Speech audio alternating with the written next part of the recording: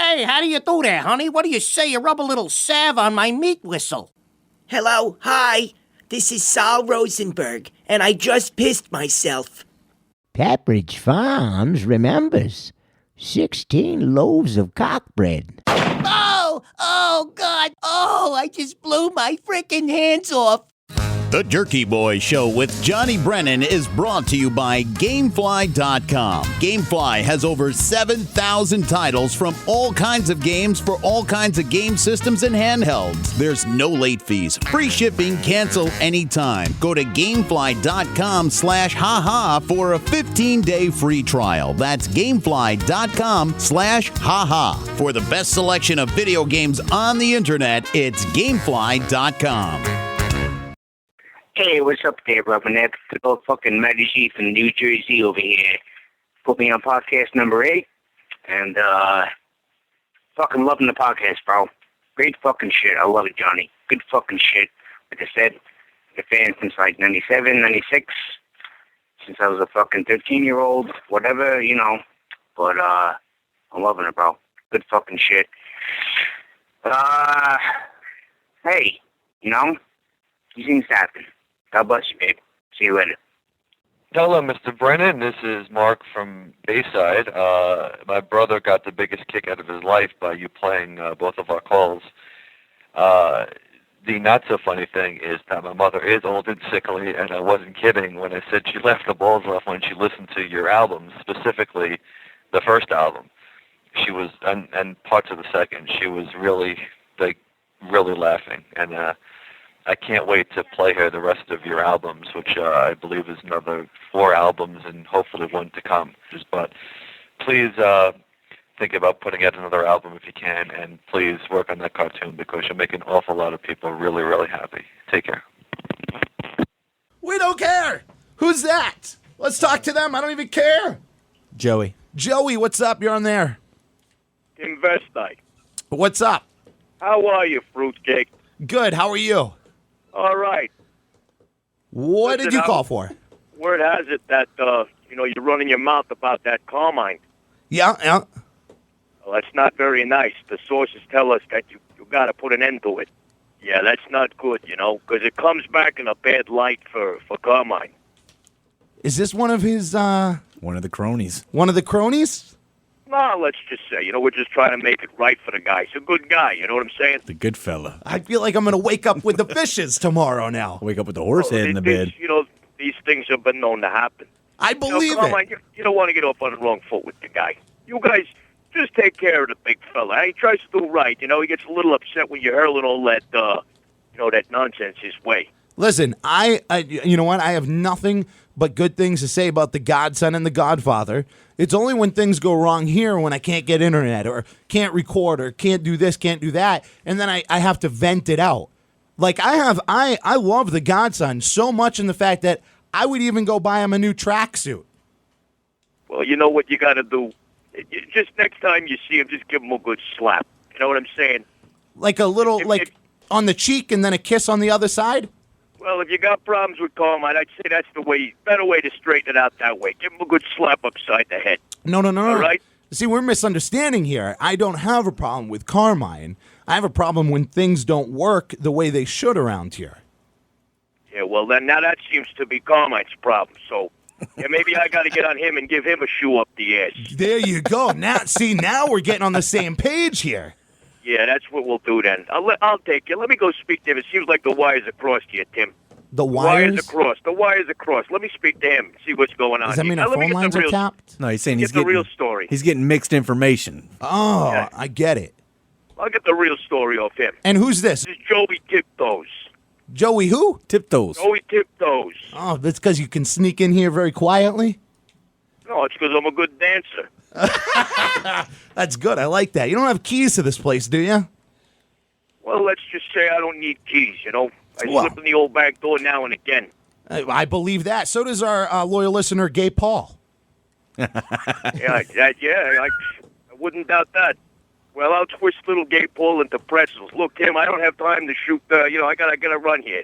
Okay, where are you Nice going? talking to you. Where are you running to? I got a job to do. Yeah, what? Gotta go collect for the numbers? Yeah, I got a little job to do, Tim. It's a little private thing there. I'll talk to you soon, buddy. All right, sounds good. Have a good night, Tiptoes. You got it. Joey Tiptoes. It's the Jerky Boy Show with Johnny Brennan. Tonight, Johnny's guests include a speed boy, a fruity ass, a honey baby, and one silly prick. And now, the man who won't think twice to hit you in the head with a fucking ratchet, here's Johnny.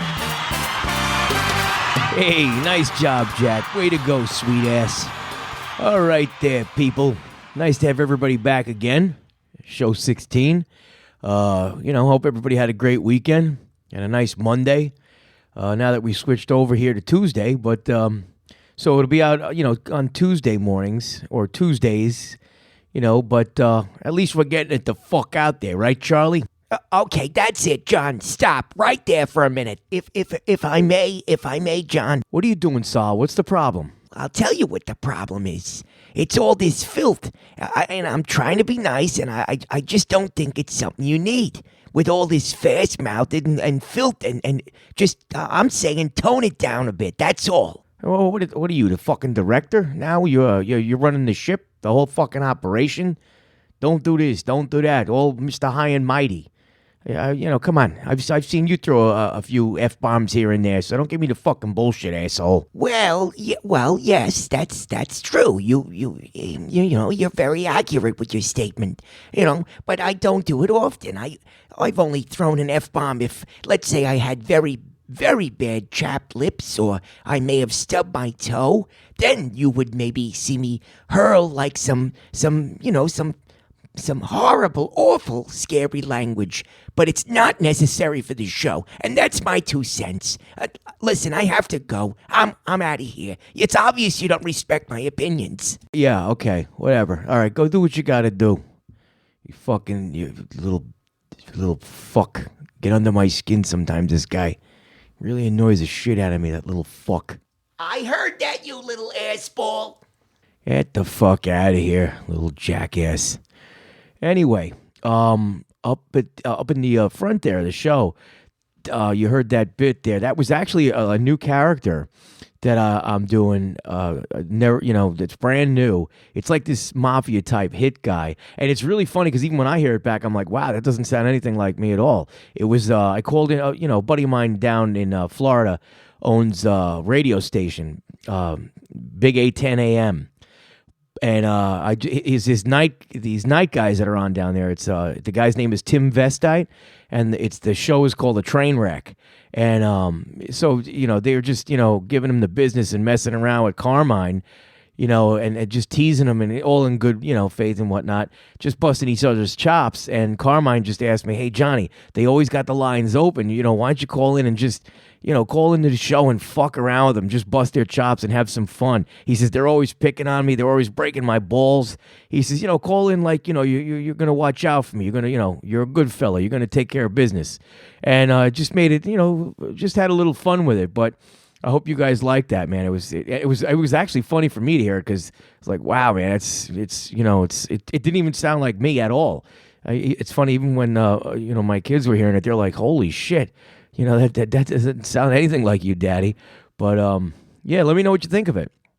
And also, too, like I said, spread the word out there. Get these messages coming in here. Got some good ones up there, up front. Some nice heartfelt, nice warm messages of people just, really loving the podcast. And just, it's a good thing, man. It's, gives you a good chuckle. It gives you a good fucking warm kick to the gut.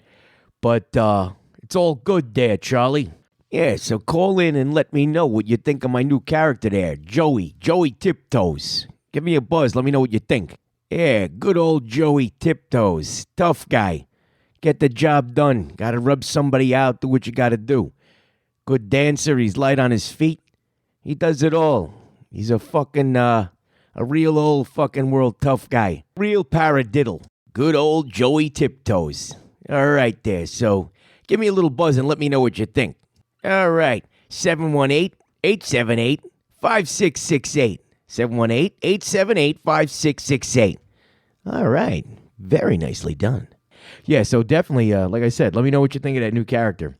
Appreciate that. You know, it's funny up in the beginning there, listening to Mark from Bayside, you know, talking about, you know, him and his brother are big fans, you know, getting on the show and whatnot. And that's what I said. It's easy, man. It's just, you know, you got some good stuff or just a little bit creative, you know, come up with some funny shit. Even if you want to do impressions, you know, or impersonations or whatever, you do character, you know, stuff. And, but it's really funny. It reminded me so much of like my mom. Like when he said his mother is like, the way he said his mother wasn't feeling good or she was really pretty ill and she's listening to the Jerky Boys and she's fucking laughing her ass off.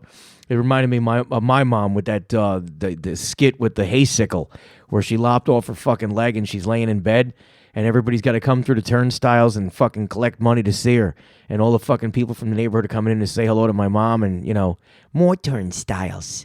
You could move it around by the bed. You could put it over there and collect more money. Even more money. You know, we call her Gimpy. You know, it's not very nice, but what's she gonna do about it? I love that. Yeah, so that's what I'm trying to do. That's what I'm saying. I'm trying to encourage you guys. Call in with some cool shows like cool shows. What a dumbass. Some cool stories like that. You know, like where, you know, like family situations. How, you know, you love, you know, the Jerky Boys or how you came upon the Jerky Boys and all that kind of stuff, or, you know, how we were first introduced to it. That shit all fucking flies, man. That's people like, old, you know, they like to hear that fucking, those stories. So that's what I'm saying. You got the number. Just call in and tell those stories. And by the way, Brent, you got to call in. You got, you know, set up your mailbox. I tried calling you weeks ago. You called in. You left a great message, and I can't get back to you because the lady keeps coming on saying this guy hasn't set up his mailbox or his, you know, come on, get with the fucking program, Brent. You said you had to pull on the side of the road there. And come on, get your fucking head out of your ass, son. All right. So here's where we get some of the fans on the show. You know, other ways, you know, where they do the Q&A. And this is also another way to come on and have some fun. You know, bullshit, go back and forth. Slap me upside the head with some fucking trivia or some questions that you want to ask that could be fucking very, very embarrassing to me. Where I'm very apologetic. You put me in a very fucking... very bad situation here, Charlie. But we got a call in here, so let's get right to it. Let's listen up. Yeah, let's hear what this marble mouth fuck has to say. Little cute fucking floppy tits over here. All right, here we go. Hello. Hey, is this Johnny? Yes, it is. Who's this? This is Ben. Hey, how's it going, Ben? Good. How are you? All right, man. All right. Where you out of? Where are you calling out of? I'm calling from Alexandria, Virginia. Ooh, holy shit. All right. Look at you. Well, yeah, in Alexandria, we just, you know, carve each other up and shit. It's funny. It's so fucking crazy down here. My sister used to actually live in Alexandria. Old Town, or? She was dating a military guy. I don't remember. Yeah. It was Jesus Christ. It was back in 81. Yeah, no, it's amazing. This place is, so many of my neighbors and friends here are military guys and from California originally, and it's a striking component of life here, definitely. Yeah, right. So what's going on? Not too much. I'm a big fan I've been a fan of the Jerky Boys for ages, and I've been listening to all the podcasts. They're fantastic, and I have a bunch of questions I'm dying to ask you. Absolutely. You're going to fire away, you fucking wacky prick. So, well, speaking of that, you've mentioned on some of the podcasts that Saul Rosenberg is based on your mother, and you talked about that a bit.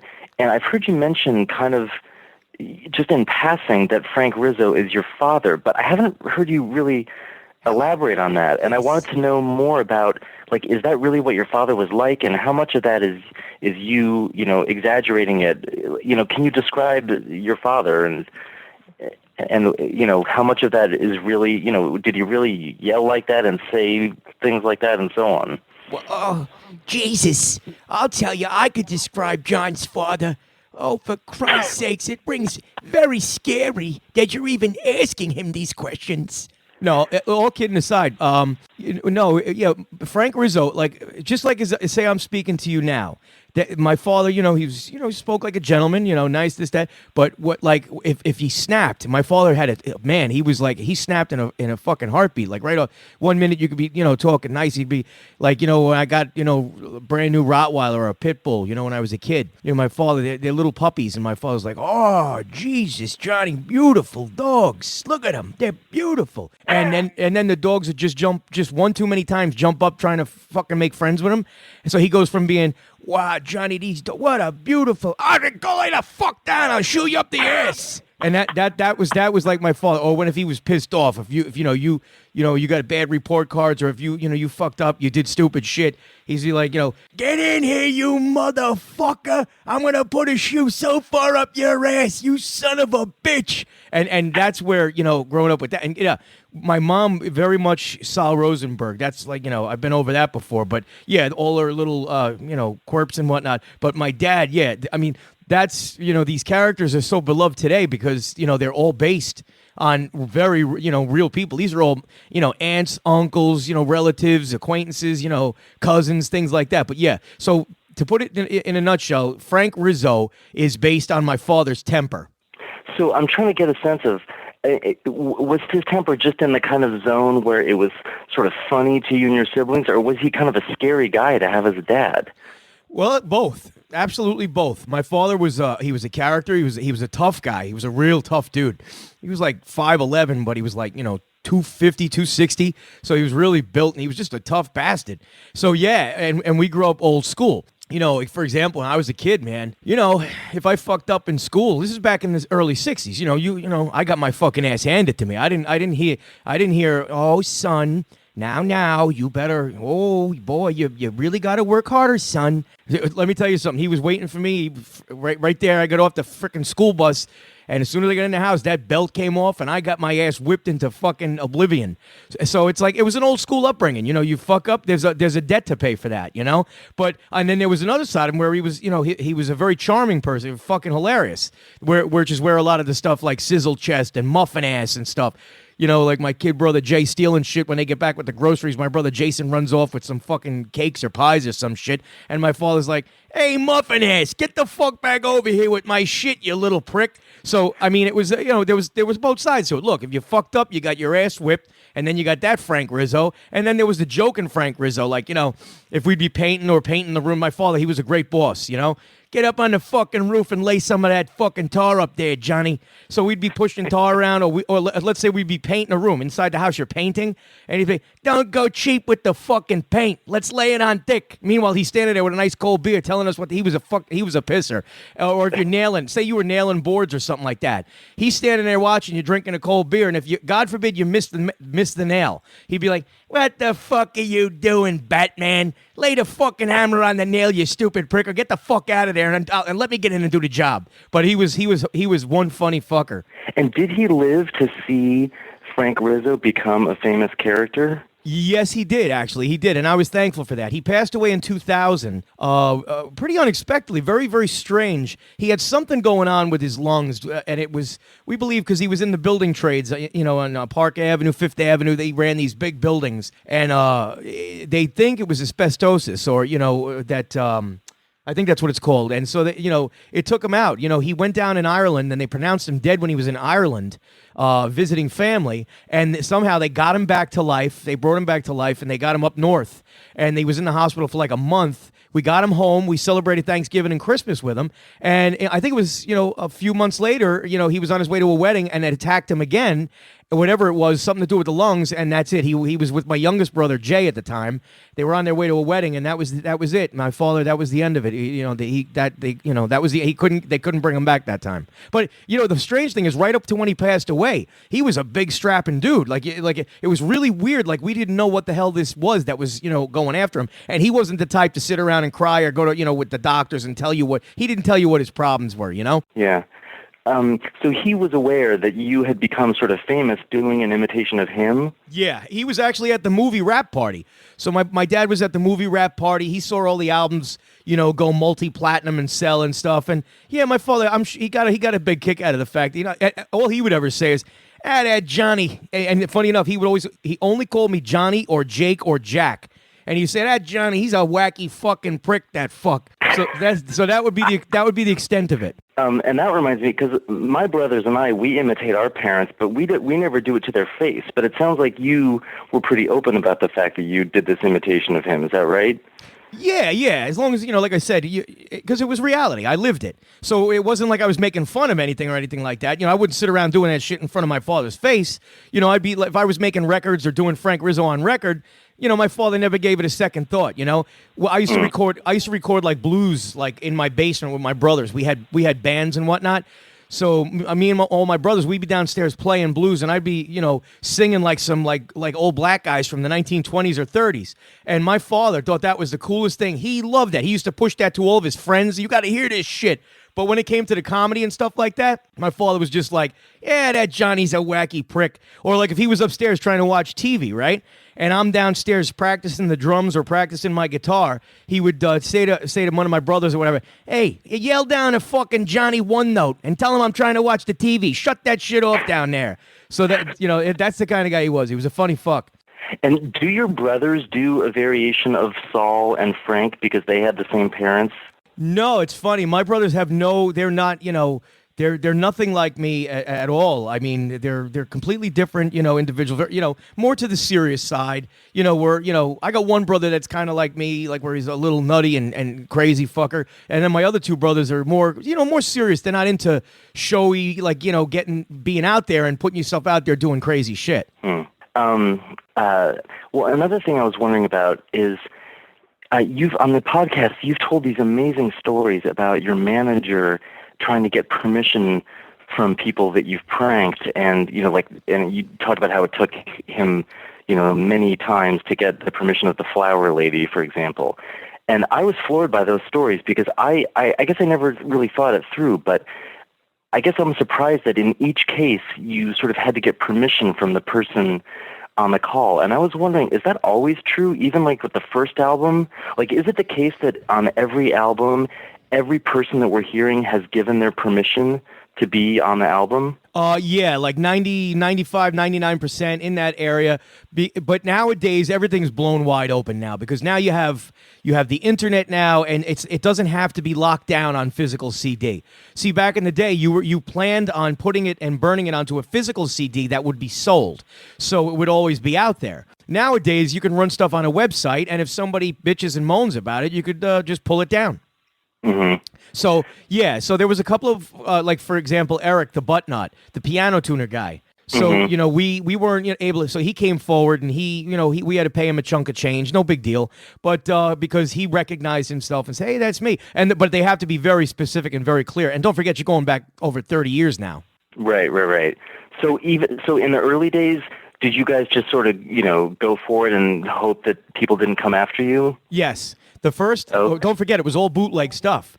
So, right. The first stuff, we did, what the hell, there was that I was just doing this shit to make my brothers laugh on the weekend. So, and that's really all I was doing it for. I wasn't thinking about any, clearances and shit. I said, hey, this is a great way to get these Jerky Boys, little cartoon characters. This is a great way to get them so we can all enjoy them. And that's the reason I did what I did, was get them on tape interacting with other people. But the last thing on my mind was clearances. So at what point did it become sort of organized and formalized enough that you started sending a manager over to get permission from each, victim? Well, that's obviously now when you're signed to, larger, like I was signed to Atlantic Records. So now... But after Jerky Boys 1 or before? No. You have to understand, it was the bootleg. It was all over the place. The New York Times said it was the largest bootleg ever, hands down. And it was all over the place. And even with that being said, it still sold millions and millions of records. But you got to understand, when I finally did get signed, it wasn't a bootleg anymore. I took everything that was on the bootleg tape, and I put a little on Jerky Boys 1, then a little bit more on Jerky Boys 2, and then a little bit more on 3. Oh, okay. But for 3, I created I created so much, 5 new characters and all kinds of new material. So Jerky Boys 1 and 2 primarily is the tape that was being passed around. Oh, okay. All right. Well, that reminds me of another thing I want to ask you. I don't think you've talked about this yet because I've heard every podcast. The band Radiohead, they named their first album after one of your bits.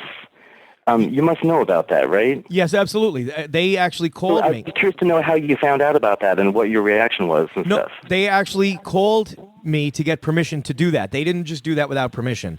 And I was like, absolutely, man. I said, that's really awesome. So yeah, gave them the permission to use that was my skit. It was the #1 skit off Jerky Boys 2. Pablo Honey? Yes, Pablo Honey. And they wanted to name their record Pablo Honey. So funny enough, in Billboard magazine, the Jerky Boys and Radiohead are racing up the charts together. And the funniest thing, Jerky Boys took #1 on Billboard's chart, and right behind Jerky Boys was Pablo Honey, Radiohead, #2. I mean, of all the bands, I just would never think that these brainy English guys from Oxford would be Jerky Boys fans, you know? It transcends, man. Jerky Boys is it's classic stuff. So I don't care if you're an iron worker or, like I said, a brain surgeon. Come on, man. Have you heard the latest Jerky Boys album? It's fantastic, just delightful. I mean, it's hard to, it's funny. But I totally agree with you. It transcends all that culture and language and stuff. Yeah, man, it doesn't matter. It doesn't matter, what you're into, Another thing I was wondering that I don't think you've talked about is, how did you choose the names Saul Rosenberg and Frank Rizzo and Jack Torres? That's just, in the making. I just, Frank Rizzo is just a good, tough guy name. I just thought would be great. And then years later, people would tell me, the guy was he was the mayor of Philadelphia. And funny enough, it turns out that he is exactly like Frank Rizzo, the Jerky Boys character, where he'd put a billy club in his hand and he'd go downtown and start beating the shit out of people. Real tough guy. But and the names are just, they kind of flow. Just Jack Torres, it just flows out, and Saul Rosenberg, they just work. You know what I'm saying? Oh yeah, Rosenberg especially. Just the way Saul says the word Rosenberg is classic. Saul, damn you, Saul. So anyway, listen. Any other any bits or any routine that you really want to check out? One. This is, I guess, testament to the power of the material. But I got into this stuff. I don't know. It was the early '90s, I guess. And even now, almost 20 years later, if I hear the word itch, or if I'm telling someone, like my wife, that something itches, I'll just say that shit makes you itch. And to be honest, I don't even remember what bit that's from. I'm positive it's from the first album, but at some point Frank Rizzo was telling someone that shit makes you itch. Yeah, I'd love to hear that again. Yeah, not a problem. That's from the Insulator Job, I believe. I'll look into it. That sounds great, yeah. And what it is, it's funny. Everybody's got a story like you just said. Everybody's got lines and stuff. All people have to do is say one line, and everybody starts repeating it, like spell it. Or like, get Brett Weir, I said. And you name it. And hey, that shit really makes you itch, pal. Or anything. These are classic lines, man. I put mustard on, I eat that fucking shit. Put your fucking boss on, I'll talk to him. Another one is inches. Like if there's a measurement, I'll say like inches. What the fuck? Pounds, baby. Right. Pounds. And I don't even remember what bit that is. I just remember that phrase. Pounds, baby, pounds. That's from Benchwork. But anyway, so it's been really awesome talking, man. Likewise, I'm a big fan, and I'm honored to be on the podcast. Well, I hope I got some of your questions answered, and I'll get those two up for you. It's Insulator Job and Pounds, baby, Pounds, Benchwork. Thank you very much. Oh, Jesus. Okay. All right, man. Have a good night. You too. Bye. Thanks, man. All right. You see that? Now, Ben's got a lot of good shit there, a lot of nice questions he's throwing out there. This, that, and the other fucking thing, getting a little cute and a little sideways with his fucking mouth and his attitude. But funny enough, it's been a while, man, since I've, I just did my little look back here, my little research. They're both off Jerky Boys 1. And I'm saying Benchwork because that's just like these little things, because I haven't, seen or dealt with it since that time. So these little things just hit me that way, the little notations, like little things from the skit. And I just remember Benchwork. I'm good with the Benchwork. But the name of the skit is not Benchwork. It's actually Starter Motor Repair from Jerky Boys 1. And the other one that he wanted, that shit makes you itch, pal. That's fucking Insulator Job.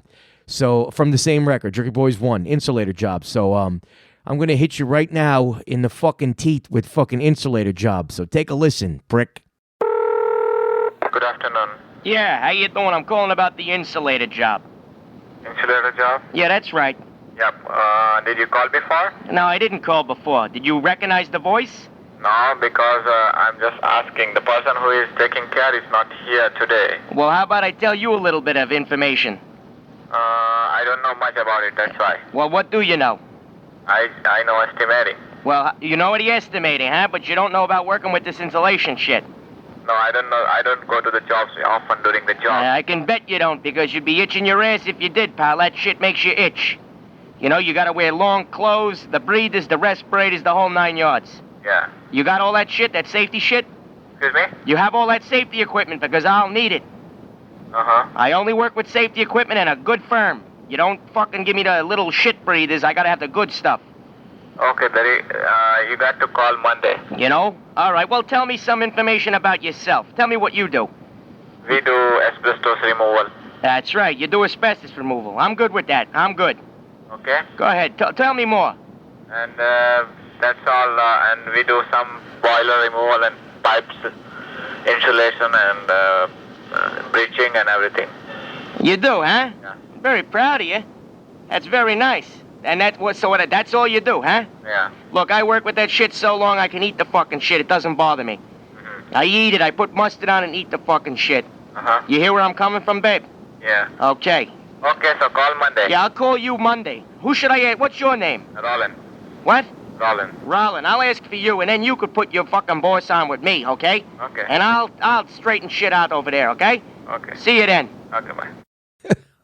Oh man, that shit never gets old, man. It's so funny. I may not hear him for a long, long time, or it's just. But when I do, when I hear him back, holy Jesus, man, it's fucking hilarious. Like when you think about it, here's Frank Rizzo. He's asking, he fucking put mustard on it. I eat that fucking shit. And then two minutes later, he's asking for the fuck. You got all that good equipment, the good breathers. I don't want none of them shit breathers. It's fucking unfucking right. That shit makes you itch, pal. That's fucking classic. Just that's where it all began, man. That's when you think about it. When they first heard this shit, they were like, holy, they were telling their family members, Jesus Christ, you got to hear this, and that's when people always remember, when they first heard the Jerky Boys, man. It was fucking, I got to say, man, that shit fucking was classic stuff. All right, now we got to go into the next cut that Ben wanted was the starter motor repair. So let's give that starter motor repair a fucking little listen to. All right, here we go. Hello. Hello. Yeah, how you doing? I'm calling about the starter motor rebuilding. Yes. Now, what qualifications do I need? How many years experience you have in rebuilding, American experience in rebuilding starters and alternators? You're talking about probably 10. 10 years I'm in the business. 10 years you in the business? Yeah. It says here I need bench work too, huh? Yes, bench work. Let me tell you something, pal. I'm benching at least 350. No problem. You're benching 350 pieces? You better believe it. No, 300 pieces? What the fuck are you talking? Pounds, baby. Pounds. So come on, tell me what I need here. What you need? Yes, what kind of experience? What do I need? What are we going to talk about? Pay? Talk to me, Chief. That's what I asked you. How much years experience you have on bench work? And I told you 10, liver lips. Talk to me. 10 with the lips? That's right. Okay, let me see. Go ahead, Chief. Hello? Yes? What are you doing? Talking to your boss? What's the story? Hold on one moment. Let me see if the boss is around. You go do that. You'll have to call back on Monday morning between the hours of 8 and 9. Okay, the boss ain't around? No. All right, listen, with the bench work, we got no problem. I'm good with the calves, the thighs, the whole 9 yards. Plus, I can rebuild those starter motors. You got me, Chief? Oh, you speak to the boss on Monday? Yeah, I'll see you and the boss on Monday, okay, Charlie? Okay, So- give him a call on Monday. Yeah, you got it, pal. See you later. Right.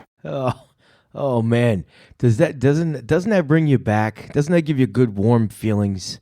I mean, come on, you got to be honest. It really brings me back. Jesus, boy, oh boy. Pounds, baby, pounds. Piece. What the fuck you talking about? Pounds. And the other one, I love the other one. Yeah, you put your fucking boss on. I'll see you and the fucking boss.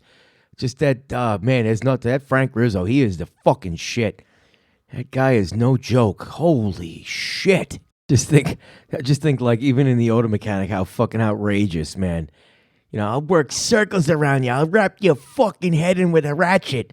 You don't got nobody to work there like me. And the guy's actually like, he's like beside him, and he's like, oh, hey, wait a minute. I don't think you should talk to me like that, guy. I gotta hire you first, guy. And it's like he doesn't know what the fuck to do with this guy. He's like, holy shit, this guy's fucking berserk. Yeah, no doubt about it. That Frank Rizzo's out of his fucking mind. So anyway, yeah, I figure here at this point, I'm just gonna throw in a nice little fucking treat, a little something that not many people have heard, although it won the Mercury Award for like best commercial of the year. But it's a great character I created for the Lee Jeans Company, and I'd throw it out here, man, just so you have a little extra tidbit. Take a listen, and again, let me know what you think. Seriously, because I really do appreciate the feedback, So, like up at the front of the show, my tough guy, what I call the radio station in Florida, the Big 810, and those guys were good sports, man. It was the Train Wreck show with Tim Vestite. So let me know, what you think of the characters. And this character here is, something totally off the wall that Lee Jeans came to me and asked me to create 3 new characters for a campaign that we're doing with Buddy Lee, the little doll Buddy Lee. So this character here is just, off the cuff, kind of cool, kind of, very different. So give it a listen. Thank you for calling Lee Apparel. This is Kirsten. Yeah, I wish to speak with somebody about Mr. Buddy Lee. Okay, now what's your name? How many times I must tell you? Super Greg. Super Greg. The famous, fabulous DJ. Okay, what would you like to talk about? This little guy, Mr. Buddy Lee, they say you cannot bust him. Yes. Well, can you tell me what else he does so good? He flies planes, he races cars. Yeah. I will be the person to bust this little jackass. I don't think you need to call him a little jackass. Well, this is what I hear. He's a scratcher. He DJ. No, Buddy Lee's not a DJ. Thank you. You're telling me something I don't know? You want to hear something? You listen. Look at that there. See that? You see that beat? Yeah. Okay, stop. Yeah, he's just an icon for a brand. Well, I'll slap him in his little icon face. Can't bust him. I'm going to bust him, and then I'm perhaps going to bust you. No. Slap his little icon face. No, that's why it's so cool to be able to, put this stuff up so you guys could check it out. Because, lots of people have never heard this stuff. And, sometimes these are regional and things like that. So now when you get a chance to hear it, you're like, it's really neat stuff to hear different projects and whatnot that I've been working on. But anyway, so yeah, don't forget, call into the show and spread the word. Get, do Twitter, whatever the hell it takes, Facebook, get everybody, spread out the number. Get them out there with that 718-878-5668. 718-878-5668. And punch somebody in the fucking mouth. Get them out there, get on that number and just leave some shit and let's throw some stuff up here. Come on. But and don't forget too, check out it's at Twitter, it's at Jerky Boys Johnny, and Facebook / Jerky Boys Johnny. And don't forget too, check out the jerkyboys.com. The jerkyboys.com, man, it's like it's all the stuff that we talk about here, anything you want to check out and personalize for birthday gifts and family members and whatever the hell you want. You just it's the perfect thing where you get Frank Rizzo or Sal or any of the guys to personalize some shit, to a loved one or a family member or a friend, whatever the fuck. Yeah, also, too, want to let you guys know, March, I'm going to be doing a Comic-Con in New York across from Madison Square Garden. I'll give you more information on it as I get more information, but I'm going to be there, and it's going to be awesome. It's going to be neat. Stan Lee, the creator of Spider-Man, and myself and a lot of other, people are going to be there just, so the fans can reach out and actually come and meet and greet, and it's a one-day deal. But I'll give you more info on it as I get more info. But, so we're all good here. We're all on the same fucking page, you little fucking smart-mouth pricks.